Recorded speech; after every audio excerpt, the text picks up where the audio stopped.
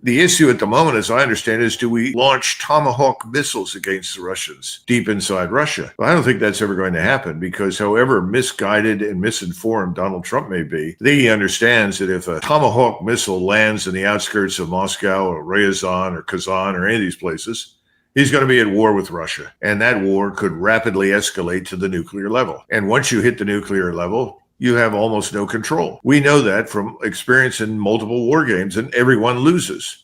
I think Donald Trump probably understands that. Maybe he doesn't understand the impact of his words or the words of someone like Rubio or Hegseth. We need to go back and look at that very carefully. Ambassador Freeman will tell you this from his own experience. Words are meaningful when they come out of the mouth of the president, the Secretary of State, and the Secretary of War. They're taken very seriously. So you better be very careful what the hell you're saying. And right now, I don't think anybody is. Yeah, and I want to reinforce that point because we happen to have that soundbite set up here. When you're talking about even those key areas here, when you also have the hand-selected specific person to run the issue with the Ukraine side from the president of the United States, his personal envoy saying this. Are you saying, though, that it is the president's position that Ukraine can conduct long-range strikes into Russia, that has been authorized by the president? I think reading what he has said and reading what Vice President Vance has said, as well as Secretary Rubio, the answer is yes. Use the ability to hit deep. There are no such things as sanctuaries. That's one of the reasons I believe that this last week, and it has been confirmed, that President Zelensky asked President Trump to get Tomahawk missiles, which give you a depth. Are we giving him the Tomahawks? Well, that decision has not been made, but he's asked. I know that President Zelensky did, in fact, ask for them. That's going to be up to the president to do it. So what do you make of the fact that he's saying that out loud? Oh, yes. Well, I know that Zelensky asked for it and they're considering it. They haven't approved it yet, but he is talking about it out loud, but did say, yes, they can fire deeper into Russia with our capabilities. What do you make of those two things? I think there's a lack of understanding of just how robust and capable the Russian military establishment is.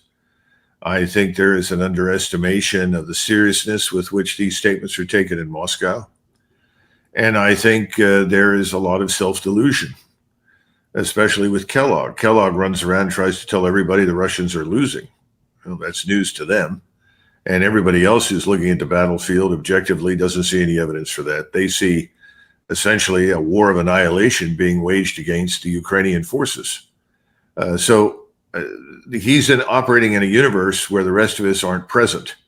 I hope that's not the case with President Trump, but he seems to be terribly influenced far too often by the last person that spoke with him. And the last people that have been talking to him have been feeding him these erroneous statements and utterly false data to try and persuade him to take a position that I think otherwise he would not take. I don't know what else to say. I mean, that's where we are, I think. Well, and in fact, that you mentioned that Kellogg has said Russia is losing. He actually said that 2 weeks ago on Saturday. You've had former Secretary of State Pompeo go on Fox News a few days back and reinforce that same thing, that we can be a lot more aggressive because Russia's losing anyway. And I suspect that that's what undergirded Trump when he made that Truth Social about a week or so ago, when he said that I now understand the situation on the ground a lot better. And it turns out that Ukraine is in a position to fight and win, we call caps, all of Ukraine back to its original form with time, patience, and financial support. Europe, and in particular NATO, the original borders from where this war started is very much an option. Now, I'm going to get to what Sergei Lavrov just earlier today actually had to say about that. But what does this deepen your concern that people are telling Trump that and he may actually believe it? Well, it does disturb me that he might believe it. Now, there's another theory advanced by Alistair Crook that suggests Trump doesn't believe it. But Trump wants to keep the war going as a means of, quote unquote, tying down Russia, tying down its resources, its manpower, so that it is in no position to help or assist Iran, which now looms on the horizon as a new target array for the U.S. and Israeli armed forces. That may be true. I find that extremely dangerous and very, very difficult to accept, but it's not impossible. Let's keep the Russians tied down. The problem is that while the Russians have a lot of ground forces involved in this, when you look at the technologies that are required to assist somebody like Iran, they don't extend to ground troops. Yeah. And the technologies, the weapon systems, the advice, the assistance, that's entirely divorced from what's happening in Ukraine or Eastern Europe. So I have trouble accepting that. It's not impossible. I just think that, unfortunately, we're dealing with the impulsive nature of the president. He's very impulsive. He's supposedly announced that we're going to invade Venezuela on the ground. I haven't seen his statement per se, but I've seen these things on X telling us that he's now made this commitment. That could turn into the largest Latin American crusade against the Yankee North that we have ever witnessed. So I hope that's not true. But I don't see any sense of economy. Now, when I say that, usually when you go into any conflict, you want to isolate your opponent and you want to minimize the assistance and support your opponent may get. That's called practicing economy of enemies. We, on the other hand, seem to be determined to make as many enemies as we possibly can. Perhaps this goes back to the delusional statement that we're the greatest, we're the most powerful, and no one can stand against us, which, as you know, does appeal to large numbers of Americans. Needless to say, we said that during the Vietnam War. That didn't turn out to be accurate. We've said it on numerous occasions in numerous places. It wasn't accurate. Before we landed in Normandy, the intelligence assessment said the German military was finished. They were demoralized, couldn't fight, and the landing should go very, very well without much difficulty. Well, we landed on the 6th of June. We never broke out until almost mid-July. So much for the weakened and incapable German force. I think that a lot of this goes on in Washington. It's dangerous. We need more sober-minded people. And all of this occurs against the backdrop of some ugly realities, that the dollar is really not the reserve currency anymore. Gold is becoming the reserve currency. And our bond market is very fragile. And when that finally collapses, and I think that's coming, we're going to have a tough time holding our own financial system and economy together. And the disease that we have with debt and debt finance consumption and overspending and so forth extends to our allies in Europe as well. So it doesn't make any sense. No sane person looking at the world, looking at our conditions here at home, would embark on 3 separate wars at once. Yeah, well, no sane person should choose to embark on any war. And by the way, I won't play that soundbite here, but that's one of the other things that Hegseth said this morning that really got my alarm bells going, because he said, we want to have this greatest force so that we can win any war we choose or that we're forced into. He actually caught himself, so I'm a little Freudian slip there, but that seems to be the mentality, which hopefully doesn't apply that way. Now, I mentioned Trump talking about the original borders, whether he was talking about 1991 or 2022. That, again, to your point, that when the words are spoken by senior American officials, especially the president, they are heard in Moscow. And Sergei Lavrov, in a video that was released this morning, addressed exactly that point. All these talks about returning to the borders of some years, this must be forgotten. You know what I want to tell you? All these talks about returning to the borders of some years have been going on for a long time. They are all connected with the fact that the Ukrainian leaders, who came to power after February 2014 by illegal means, constantly lied and disrupted all the agreements that were reached over these years.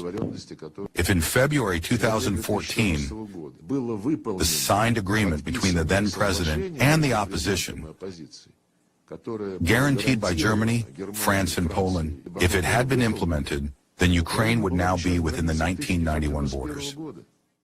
That is a strong statement that actually Putin has made a number of times.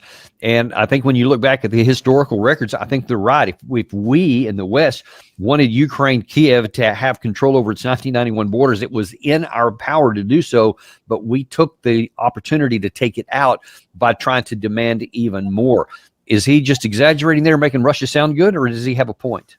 No, I think he's telling you the truth. And after all, if you look at the Russian military establishment in 2014, and then even look at it again in 2022, This was not a large military establishment designed to project Russian power hundreds or thousands of miles from Russia.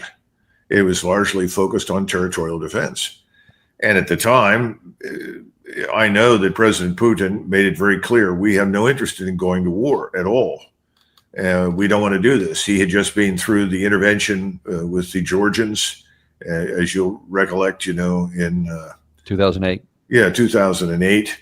The Russian military did not perform very well. There were a lot of problems with it. He had to sort of start over with his reforms and reorganization plans. So he wasn't interested in any sort of conflict at all.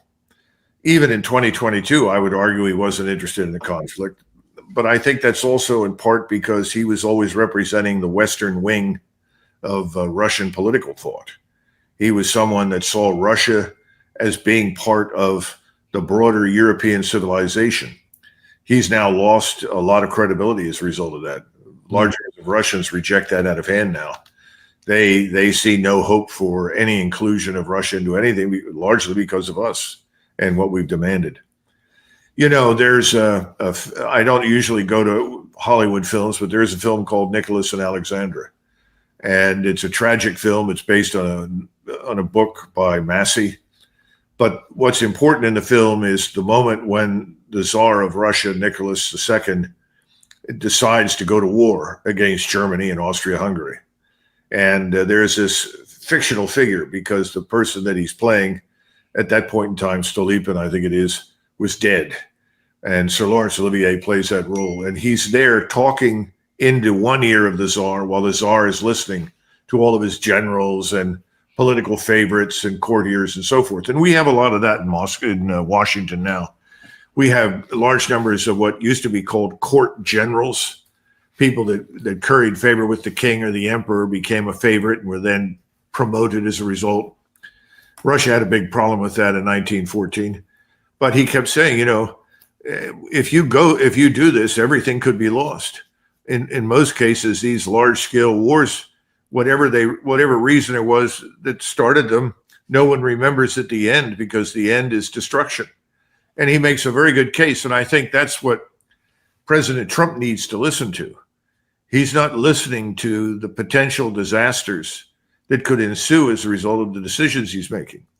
And again, I go back to Venezuela as the most recent example of stupidity, because I don't think he really understands, or anybody in Washington can appreciate, the level of anger and hostility this will precipitate in Latin America.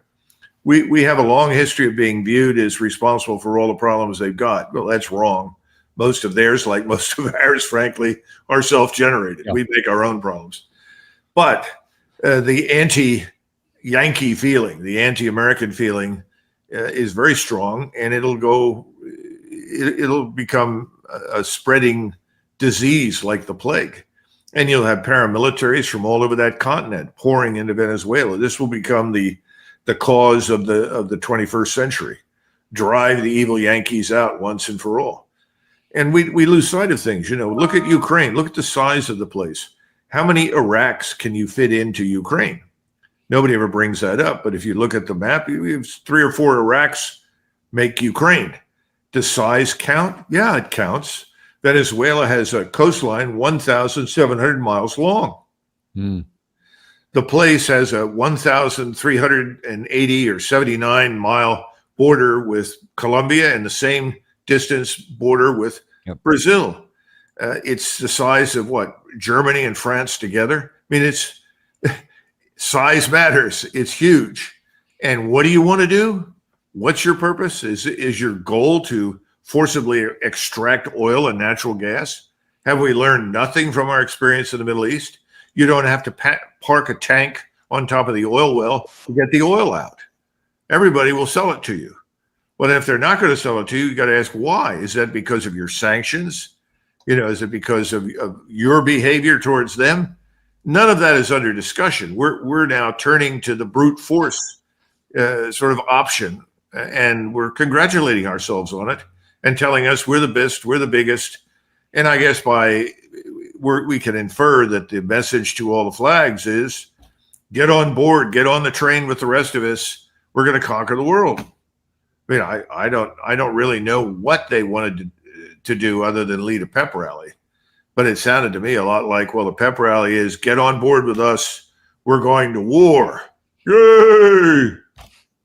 Well, somebody who seems also to be on this whole pep rally thing. I'm sorry, Gary, you got something there?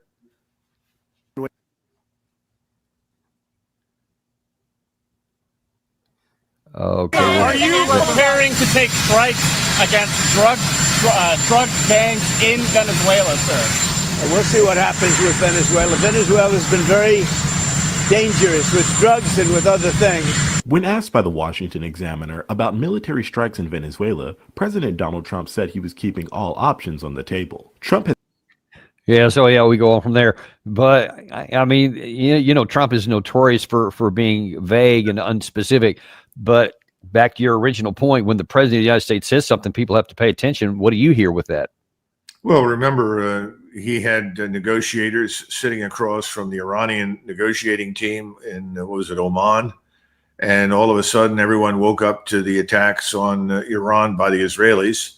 And then subsequently, the arrival of all these B-2s with 14,000 pounds of bombs and so forth in each bomb bay. Anything is possible. But I think people take the threats seriously, and they simply don't trust us. So if he were to speak tomorrow and say, I've had a come to Jesus moment, I want to make peace everywhere and get along, nobody would believe him either. Yeah. So I think most people are going to believe that, he's going to do it. And that let's circle back around to the Russia-Ukraine war, because some of these things have ripple effects on our allies as well. And here, I believe it was this morning, Ursula von der Leyen seems to be believing the same trap that General Kellogg said, that Russia is losing, because if you think Russia is losing, then you can get pretty perky in what you want to say, what we're going to do. And then they kind of mock Russia, as she does here, that they really aren't that capable. You know the figure that in the last 1,000 days, Russia only captured 1% of the occupied territory of Ukraine, and this despite more than a quarter of a million Russian lives lost on the battlefield. And Russia is increasingly economically under pressure. If you look at the interest rates, they are at 17%. Inflation is well above 10%. And I believe firmly that we are at a moment where decisive action on our side can lead to a turning point in this conflict. Decisive action on our part. That should be kind of a red flag as well. But she's thinking that we can do that because they're in this weakened economic state and they're just kind of stuck on the front line. What do you say to that? Remember, this is the defense secretary of Germany, former defense secretary of Germany, who did more than probably anyone else to destroy the German army, to make it ineffective, make it incapable of fighting. She and her successors have continued this process, root out anyone who is remotely devoted to Germany from a nationalism standpoint. She was one who got into a Krauss Maffei armored fighting vehicle and said, well, you'll have to change all of this so that we can get a pregnant woman in combat uniform into this vehicle.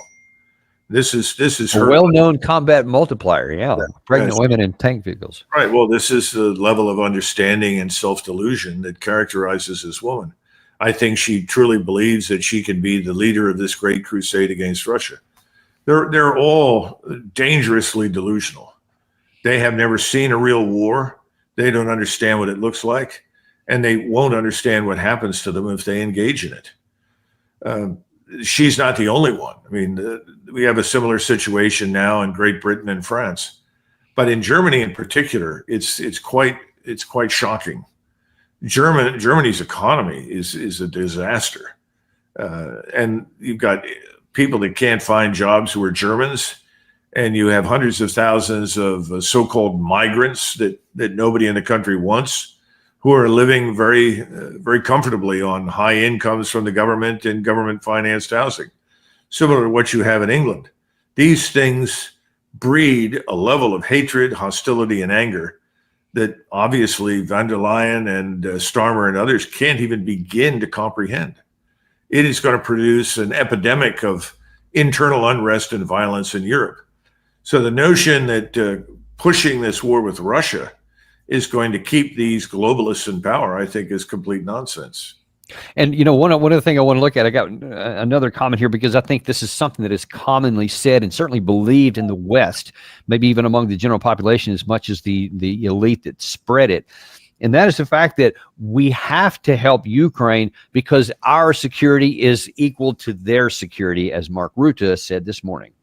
To Ukraine, as you said, Ursula, it is our first line of defense. We are helping the Ukrainians because this is about our values, but also about, indeed, first line of defense, our collective safety. So it is crucial that they sustain in the fight, so we keep supporting them. The Americans have opened again the floodgates through the Pearl Initiative of their lethal and non-lethal weapons. I think that's extremely important, paid for by allies. But everything the European Commission is now doing through SAVE and other initiatives to bring Ukraine to the best possible place is crucial, both in the fight, but also when it comes to potential peace talks. Okay, so see, now that's just literally it's contradictory. On the one hand, I'm thankful that the U.S. has turned the, quote, floodgates on of weapons. You mentioned that at the beginning. Well, the only place we can flood anything is from our stockpiles and draw them down. That's one thing. But then you also have the issue that I'm trying to almost win the war or I'm trying to get peace, but you're doing neither of those things, and it just keeps the war going on. What do you make of this claim that their security is our security? Well, I think Rutte and Zelensky and Netanyahu have all sent each other their speeches.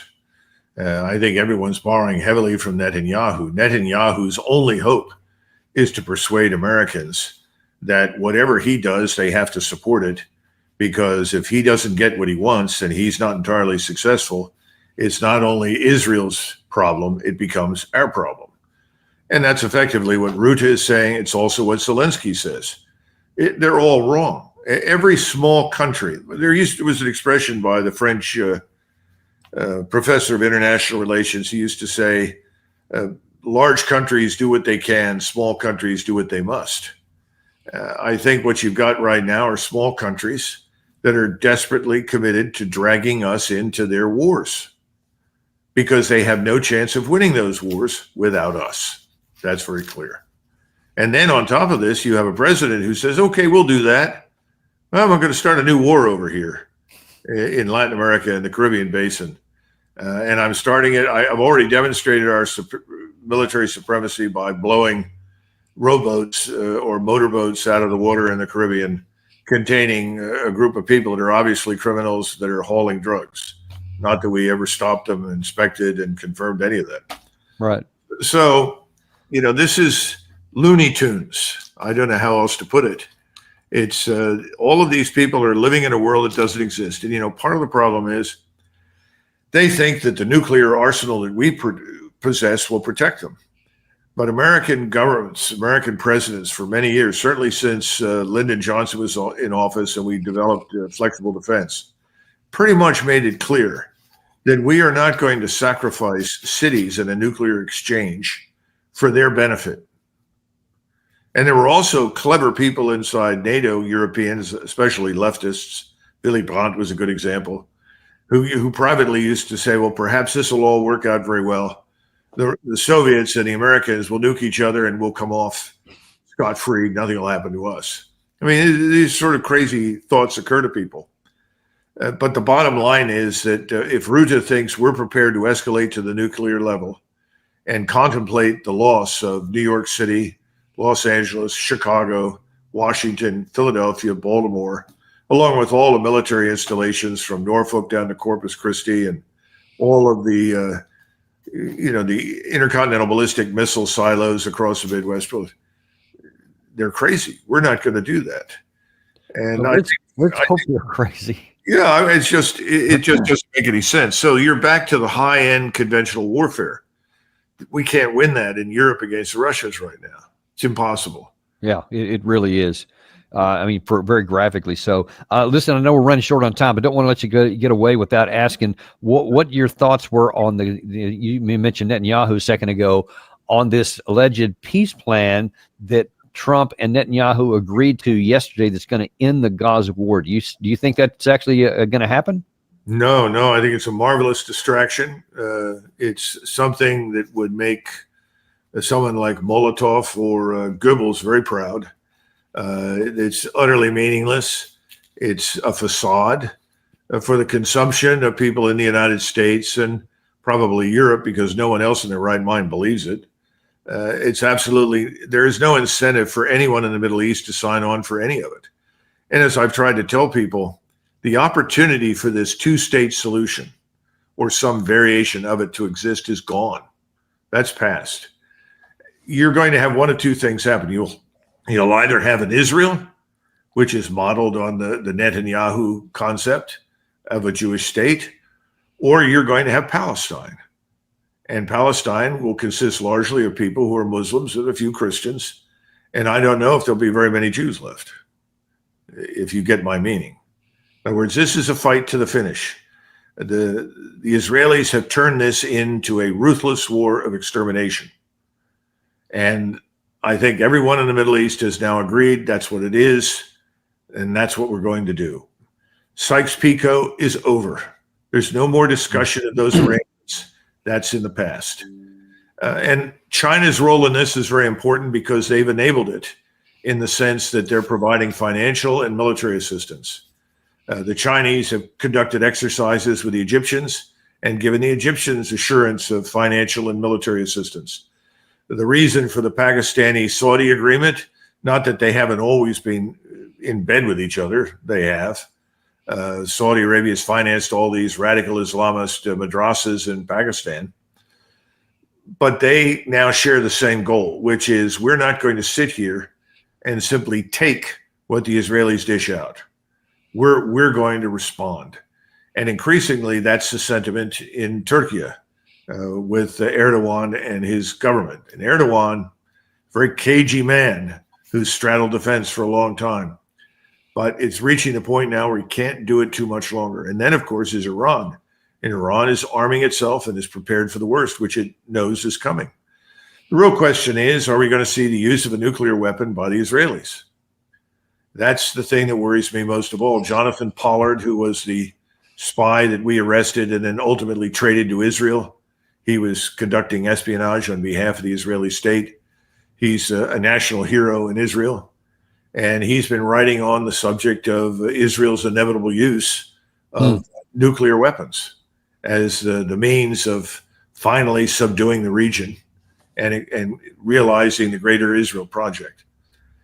He is not someone that I would judge to be irrelevant or frivolous. I think we should take what he says seriously. So we don't know where things are going, but it is astonishing to me, given the volatility in the Middle East, the volatility in Eastern Europe, in Ukraine, the volatility in Latin America, that we would now want to expand our involvement in conflict to the Caribbean and Venezuela. I haven't figured it out. It doesn't make any sense to me. I don't see any need for it. And we'll have to see what happens. But it's very, very disturbing. You're talking about overstretch on a scale that Paul Kennedy, in his famous book, The Rise and Fall of the Great Powers, probably never imagined. And remember, he wrote that book when Reagan was in office, and he was concerned that we were overstretched then. Yeah, nothing like we are now. Listen, I'm sorry, I'm just about out of time here, but I don't want to let you go without asking where things are with the October 4th conversation that you're going to have in Dallas, Texas, to try to maybe affect the policies here in the United States so that we can actually have some of these sane policies that you mentioned. Well, we're gonna try and raise all those questions, but what people need to know is that at this point we only have 3 or 4 tickets left, and I would urge anybody that wants to attend this dinner in Dallas, Texas, and meet and greet everybody that's on the agenda, but also have the opportunity to not simply listen, but to express your opinion. Really need to sign up soon. Those 3 or 4 tickets are going to go quickly. I'm kind of surprised, Dan, at the numbers of people that waited until the last week and suddenly sign up tickets. I didn't expect that, but that has certainly happened. So. Well, I bet on the backside of this, when people see what's happening, because you said this is just the first of many, I bet the next ones will probably be a little bit more eagerly snapped up. We'll have to wait and see how it's going to work out. But thanks so much, Doug. I really appreciate you coming on. Great show today. Really appreciate these things you've pointed out. And we'll see you on the next episode of Daniel Davis Deep Dive.